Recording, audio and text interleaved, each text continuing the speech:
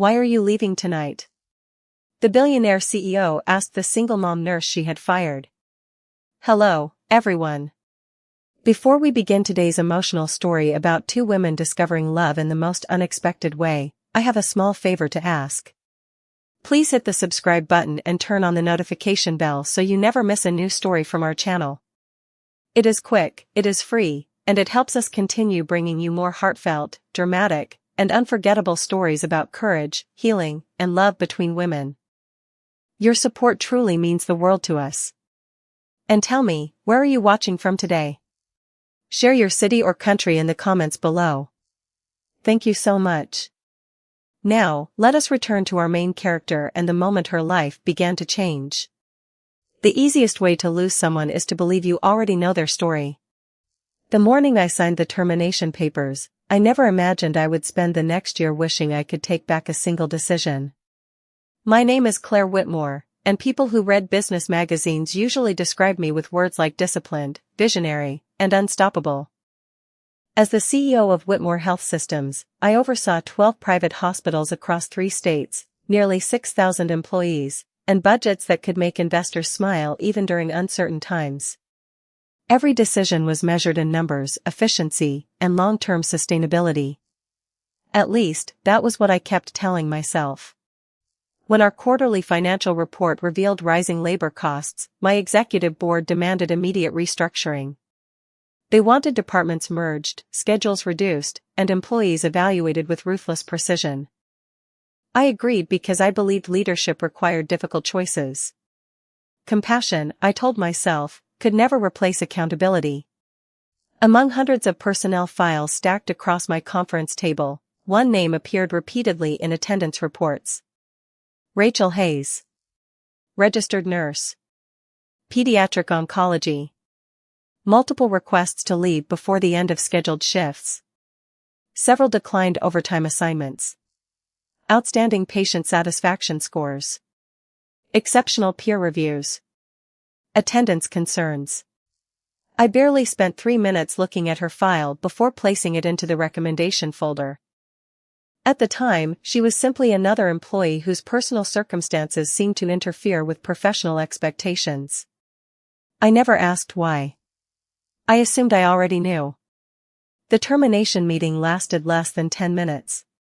Rachel walked into my office wearing navy blue scrubs, her blonde hair tied neatly behind her head, exhaustion resting quietly beneath kind hazel eyes. She looked no older than her mid-30s, though something about her expression carried the weight of someone who had lived through far more than birthdays could measure.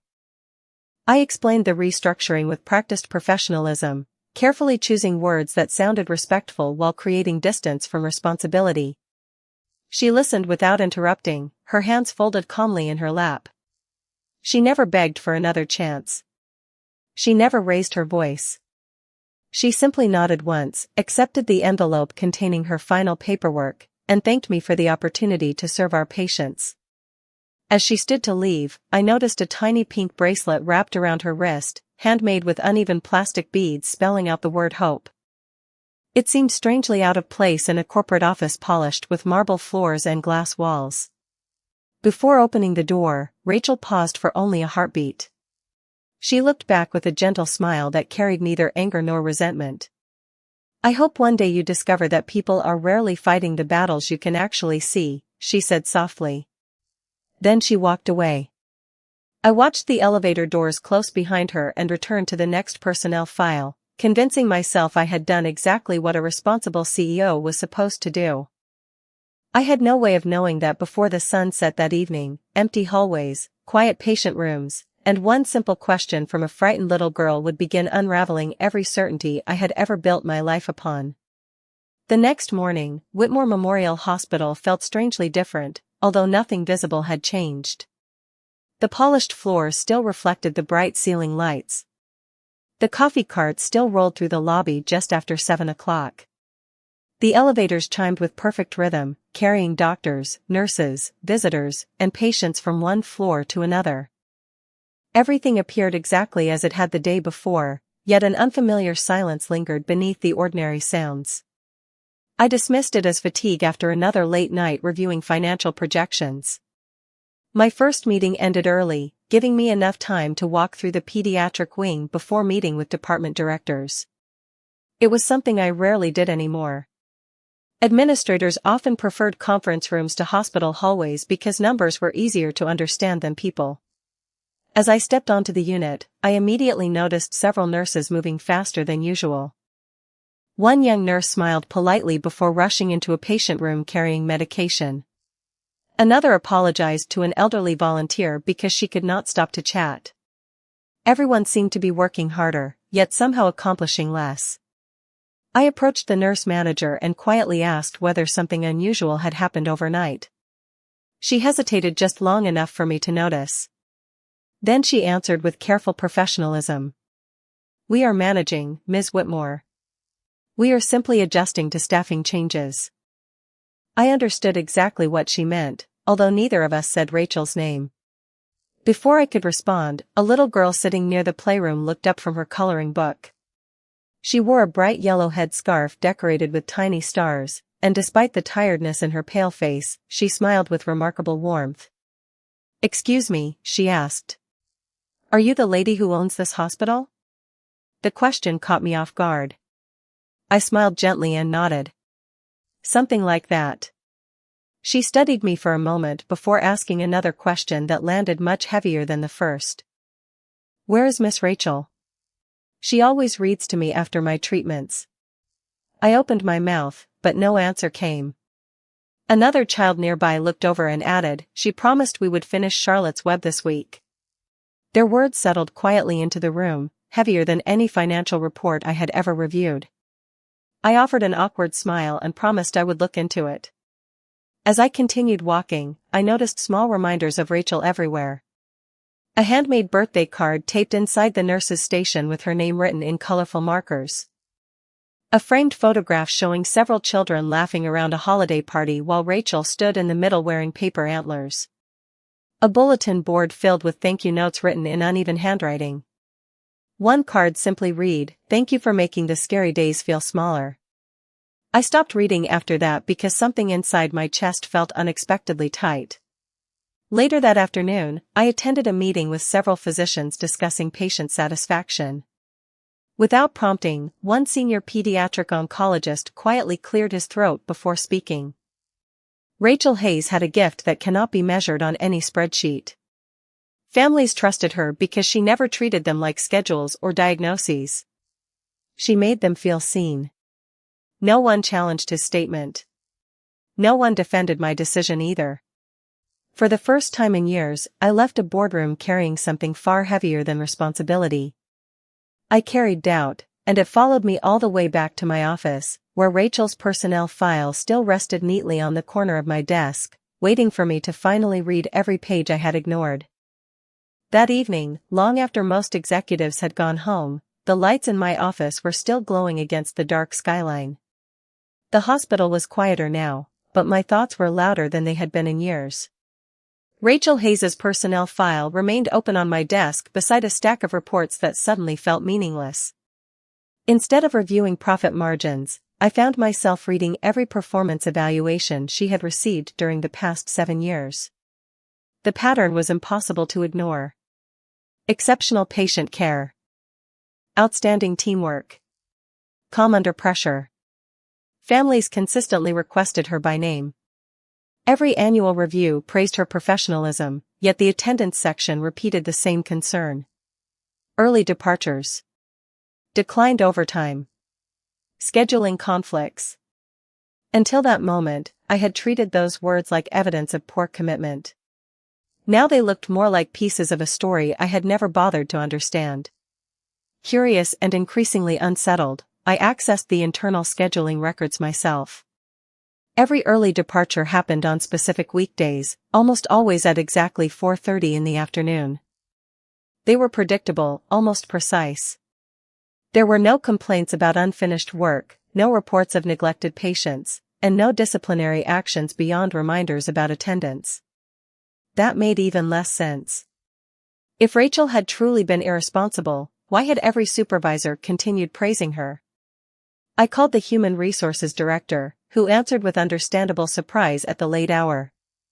After a brief conversation, she hesitated before quietly mentioning that Rachel had once requested a flexible schedule years earlier but had withdrawn the request before it reached executive approval. Personal family circumstances, she said gently. Confidential. The call ended, but my questions only multiplied. On impulse, I walked downstairs through the nearly empty hospital corridors. The security office was staffed by the same overnight supervisor who had worked there for more than a decade. He recognized me immediately and greeted me politely. I asked whether he remembered Rachel Hayes. His face brightened without hesitation. Of course I do.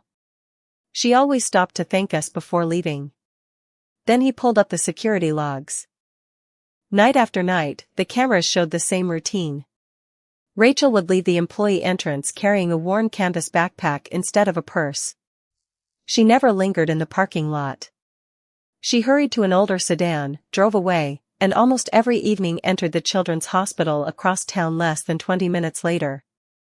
The footage ended there, but it was enough to make my stomach sink.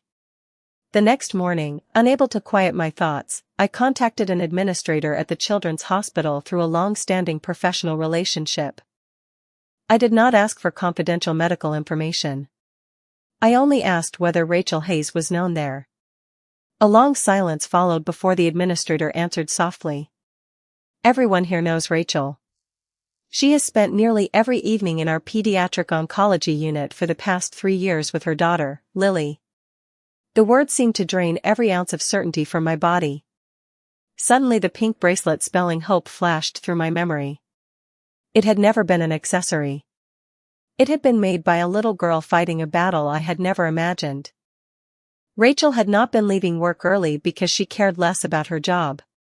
She had been racing across town because someone else needed her even more. I leaned back in my chair, unable to look away from the window overlooking the city. For the first time since becoming chief executive officer, I realized that I had measured dedication by hours on a schedule instead of love expressed through sacrifice, and the cost of that mistake could not be calculated on any balance sheet. The next afternoon, I drove somewhere I had not planned to visit in years.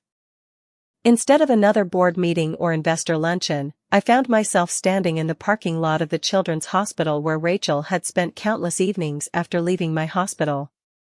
Parents walked past carrying backpacks, blankets, stuffed animals, and quiet hope. No one seemed to notice the expensive sedan I had parked near the entrance or the tailored suit that suddenly felt completely out of place. Inside, the air smelled faintly of fresh coffee, disinfectant, and crayons. Bright murals covered the walls, trying their best to make impossible days feel a little less frightening. As I slowly walked through the lobby, I noticed dozens of paper butterflies hanging from the ceiling. Each one carried the name of a child and a handwritten wish. I stood there longer than I intended, wondering how many dreams were floating above me every single day. At the reception desk, a volunteer recognized Rachel's name immediately. She smiled with genuine affection before pointing toward a family lounge on the second floor. I thanked her and quietly made my way upstairs, unsure why my heartbeat felt so much faster than it usually did before multimillion-dollar negotiations. The lounge was almost empty. A few parents rested in comfortable chairs while children colored at a small table near the window. Then I saw Rachel. She sat beside a young blonde girl wrapped in a soft blue blanket, reading from a well-loved storybook with a voice so gentle that even I slowed my steps without realizing it. The little girl laughed at something Rachel said before reaching for her mother's hand. Rachel squeezed it warmly, brushing a loose strand of hair away from the child's forehead with effortless tenderness. There was no performance, no audience, and no expectation of recognition. It was simply love expressed through ordinary moments. I remained near the doorway, unwilling to interrupt. One of the nurses approached Rachel with a quiet smile and greeted Lily by name. They spoke briefly before Rachel looked up and noticed me. Surprise crossed her face, but it disappeared almost instantly. She closed the book carefully, whispered something reassuring to Lily, and walked toward me. We stood only a few feet apart, separated by far more than distance. I had rehearsed an apology during the drive, but every carefully chosen sentence vanished the moment I looked into her calm hazel eyes. I finally managed to say the only honest words I had left. I did not know. Rachel studied me for a moment before answering softly. No, you did not. Then she added something I will never forget. But you never asked. Her words carried no bitterness. That somehow made them even harder to hear. I told her I wanted to offer her position back immediately, along with a flexible schedule, additional support, and anything else she needed. Rachel listened politely before shaking her head. Thank you, Claire, but another hospital hired me yesterday. They asked about my experience before they asked about my availability. I felt the truth of that sentence settle heavily between us. For the first time in my career, I realized I had arrived too late.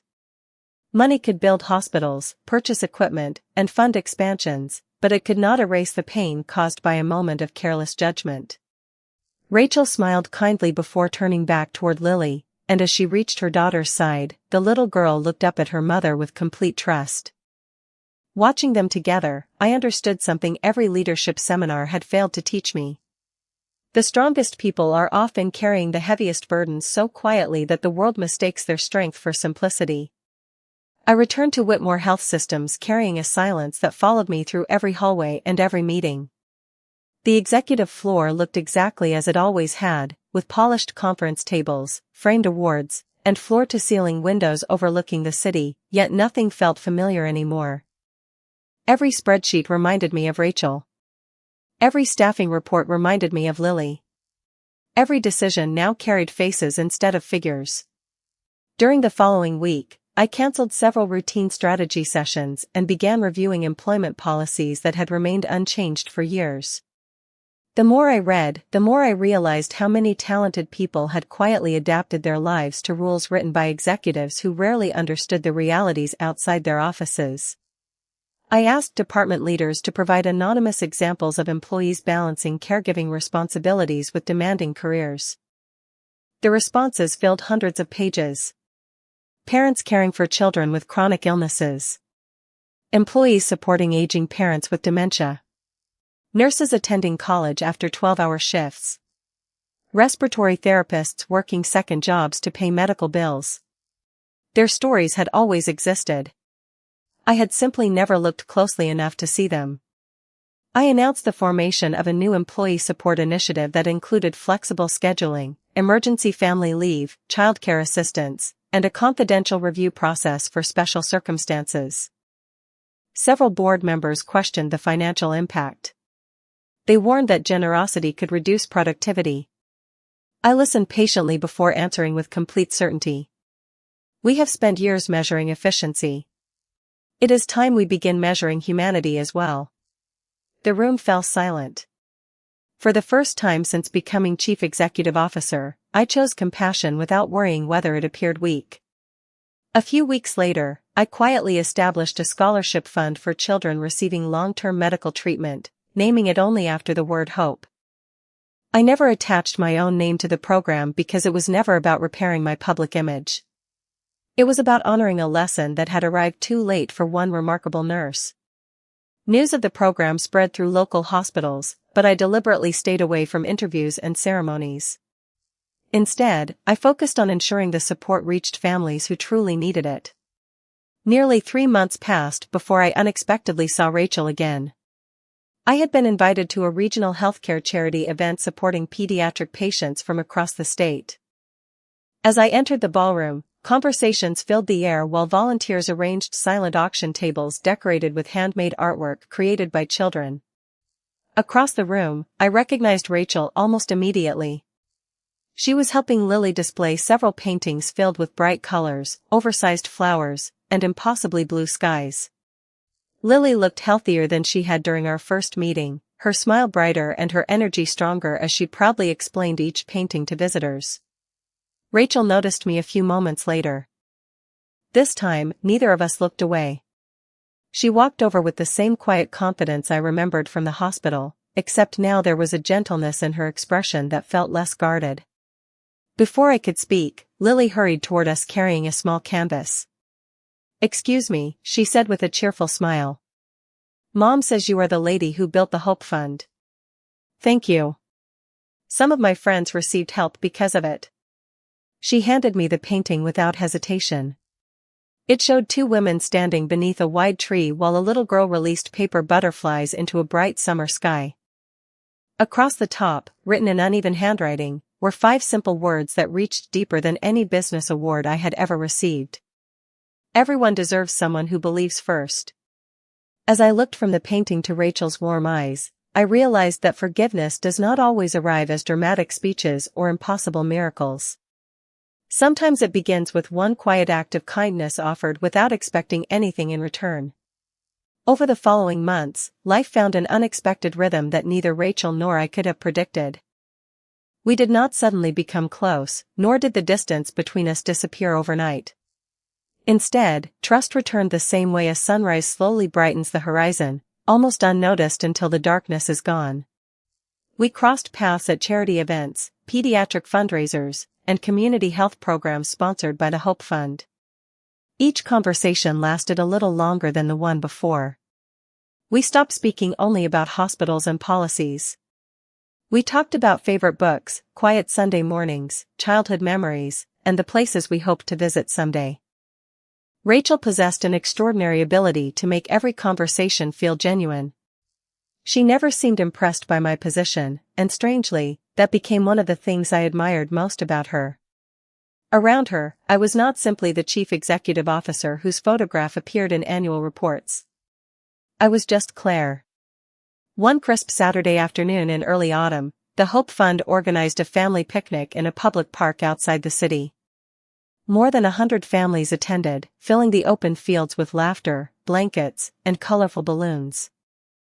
Volunteers served sandwiches, lemonade, and homemade cookies while children painted birdhouses and flew kites beneath clear blue skies.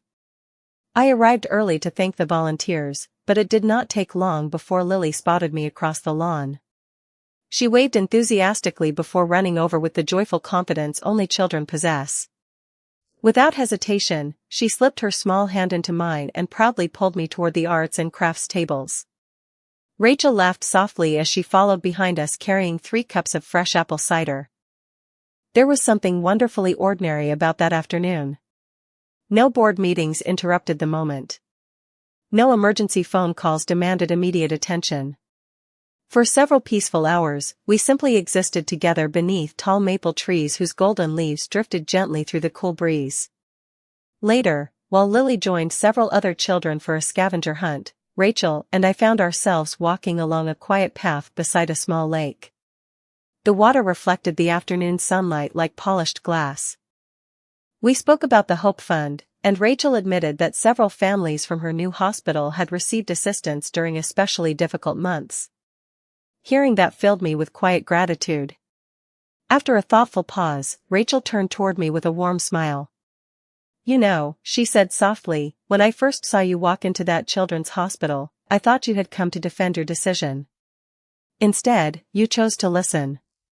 Most people in positions of power rarely do that." I smiled gently before answering with complete honesty. "You taught me that leadership begins with listening, not speaking." Rachel looked out across the water before quietly adding, "People can change if they decide that pride is no longer more important than kindness." Her words settled comfortably between us. There was no awkwardness, only peaceful understanding. As we walked back toward the picnic, Lily came running across the grass carrying 2 friendship bracelets woven from bright blue and white thread. She grinned from ear to ear before tying one around Rachel's wrist and the other around mine. "They match," she announced proudly. "That way you will remember today together." Rachel and I looked at the bracelets, then at each other, and for the first time since our lives had unexpectedly crossed, the silence between us no longer carried regret. Instead, it carried the quiet possibility that sometimes the most meaningful relationships begin only after 2 people have found the courage to become better versions of themselves. Winter arrived quietly, wrapping the city in crisp mornings and early sunsets, but for the first time in a long while, I found myself looking forward to weekends instead of dreading another week of decisions. Rachel and I had settled into an easy friendship built on honesty instead of assumptions. We spoke often, sometimes after community events, sometimes over coffee at a small neighborhood cafe where no one cared about executive titles or hospital rankings. Lily became the unofficial planner of our gatherings, insisting that every outing should include either hot chocolate or a bookstore. Somehow, she always managed to convince both of us. One Saturday afternoon, the three of us wandered through a local bookstore decorated for the holidays with twinkling lights and evergreen garlands. Lily disappeared into the children's section while Rachel and I browsed nearby shelves. She picked up a novel, smiled, and admitted she had not read for pleasure in years because life had always demanded something more urgent. I understood that feeling better than I wanted to admit. Somewhere along the way, I had stopped making room for simple joys because I believed every spare moment belonged to work. Rachel looked at me with the gentle expression I had come to recognize whenever she sensed I was carrying thoughts I had not spoken aloud. "You are smiling more lately," she said. I laughed softly because she was right. I had not noticed the change until someone else pointed it out. "Maybe I finally remembered that life is supposed to be lived, not just managed," I answered. She smiled without saying anything else, but her eyes reflected quiet understanding. As we left the bookstore, snowflakes began drifting through the afternoon air. Lily stretched out both hands, trying to catch them before they melted. She spun in slow circles across the sidewalk, laughing as the snow settled onto her blue knit hat. Rachel watched her with unmistakable relief. Her latest medical appointment had brought encouraging news, and although there were still regular checkups ahead, Lily was growing stronger with each passing month.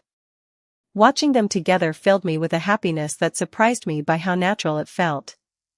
A few days before Christmas, the Hope Fund hosted its annual holiday celebration for children and families receiving assistance. Volunteers transformed the community center into a warm winter village filled with music, cookies, ornaments, and handmade gifts. Near the end of the evening, Lily stepped onto the small stage to thank everyone who had supported families like hers. She held the microphone with both hands and spoke with remarkable confidence. She said that when people choose kindness, they give others something even bigger than help. They give hope that tomorrow can be better than today. The room grew completely quiet. Then Lily looked toward Rachel and me before smiling brightly. "I used to think heroes only existed in books," she said. "Now I know they can choose to forgive each other, too." Rachel reached for my hand almost without thinking. Our fingers met gently, naturally, and neither of us pulled away. There was nothing hurried or uncertain about the moment. It felt like the quiet beginning of something that had been patiently growing through every conversation, every apology, every shared smile, and every lesson learned together. As soft applause filled the room, I realized that love does not always arrive with grand declarations. Sometimes it begins with respect, deepens through trust, and finally reveals itself in the peaceful certainty that there is one person whose presence makes you want to become the very best version of yourself. Spring arrived with longer days, fresh blossoms, and the quiet feeling that life was beginning again. Nearly a year had passed since the morning Rachel had walked out of my office carrying a termination envelope, and sometimes it amazed me how completely our lives had changed. Whitmore Health Systems had become known not only for medical excellence but also for the employee support programs that placed families at the center of every policy. Hospitals across the region began adopting similar initiatives, proving that compassion and excellence could exist side by side. Whenever people congratulated me for the transformation, I always smiled politely, knowing the real credit belonged to a nurse who had unknowingly taught her chief executive officer the true meaning of leadership. One Friday afternoon, I received an invitation to visit Rachel's hospital as a guest speaker during a conference about patient-centered care. I accepted immediately, although I knew the speech itself was not the reason I looked forward to the visit. Rachel greeted me near the entrance with the same warm smile that had slowly become one of my favorite sights in the world. Lily was waiting nearby, proudly holding a certificate she had earned after completing another important milestone in her recovery.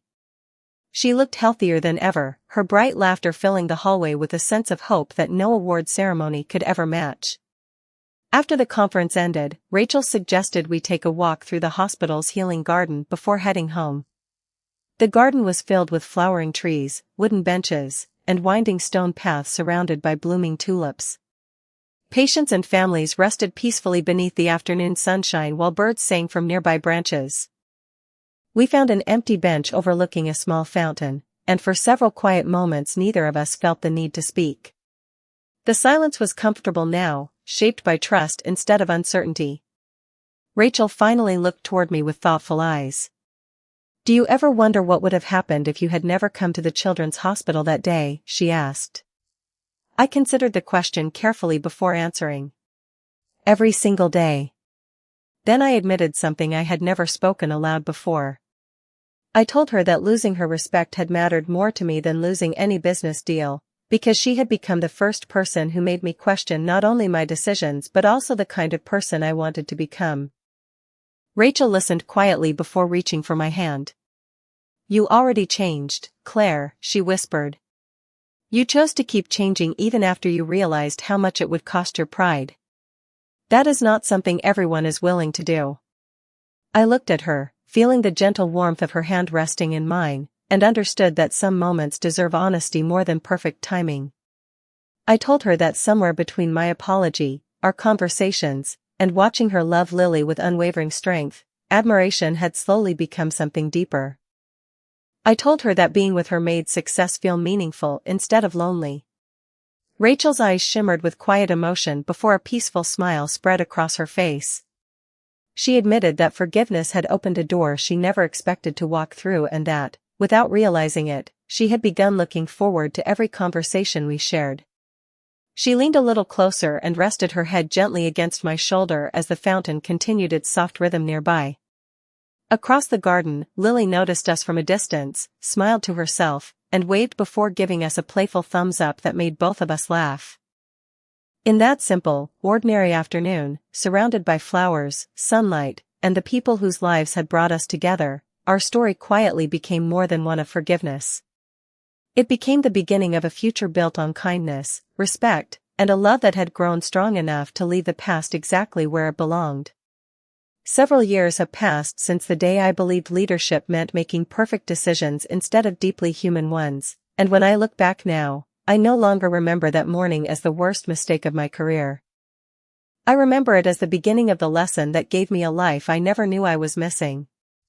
Whitmore Health Systems continues to grow, but its greatest achievement is no longer measured by expansion or financial reports. Every hospital in our network now offers flexible family support programs, caregiver resources, emergency leave assistance, and scholarships funded through Hope. Other healthcare organizations across the country have adopted similar ideas, proving that compassion is never a weakness when it is supported by courage. Rachel often smiles whenever someone thanks me for those changes because we both know they were born from one simple decision to stop assuming and start listening. Lily is now a confident young teenager whose laughter fills every room she enters. She volunteers at community events, helps younger children during hospital visits, and proudly tells anyone who asks that kindness is contagious if someone is brave enough to share it first. Every birthday she still makes handmade bracelets, although the letters have become much neater than they were years ago. Mine remains on my desk inside a small glass case, not because it is expensive, but because it reminds me every single day that hope can begin with something as small as believing another person's story matters. Rachel and I built our life together one ordinary day at a time. We discovered that lasting love is rarely created through grand gestures. It grows through quiet breakfasts before work, long walks after difficult days, shared laughter over burned pancakes on Sunday mornings, and the comfort of knowing someone will always be waiting when you come home. We still disagree sometimes, and we still challenge one another, but every conversation begins with respect because we both understand how much can be lost when people stop listening. Every spring, the three of us return to the healing garden where we first admitted what our hearts had already known. We sit on the same bench beside the fountain, watch flowers bloom again, and remember how impossible that future once seemed. Lily always insists on taking a family photograph beneath the flowering trees, claiming the collection proves that miracles sometimes arrive one season at a time. Looking through those photographs, I notice something remarkable. The smiles become more natural every year because they are no longer trying to hide regret. They simply reflect gratitude. If someone had told me years ago that the woman I once failed to understand would become the person I trusted most in the world, I would never have believed them. Yet life has a quiet way of rewarding those who are willing to grow beyond the limits of their own pride. Rachel once told me that people are rarely fighting the battles we can actually see. I have carried those words with me ever since, and they have shaped every decision I have made as a leader, a partner, and a human being. So if this story leaves you with only one thought, let it be this. Before judging someone for arriving late, leaving early, smiling less, or carrying burdens you do not understand, choose curiosity instead of assumption and compassion instead of certainty. You may discover that the person standing quietly in front of you is showing more courage than you could ever imagine, and that one moment of understanding has the power to change not only their future, but your own as well.